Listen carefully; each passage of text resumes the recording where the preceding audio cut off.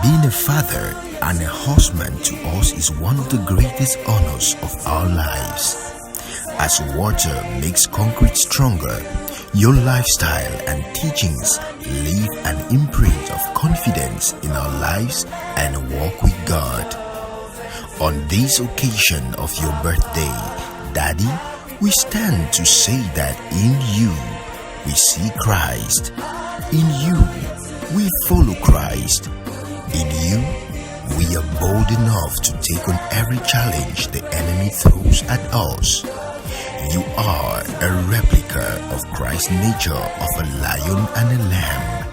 Indeed, you are our earthly reward. For yielding to the call, we say God continue to use you as a showcase of His grace.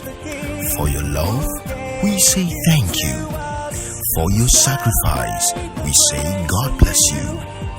For your patience, we say God increase you. For everything you have been to the body of Christ, we say God honor you.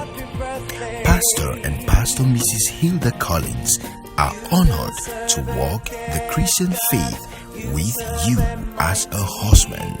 And on behalf of Omega Farm Ministries, Dallas, Texas, we wish you a glorious new season. Happy birthday, Daddy. We love you.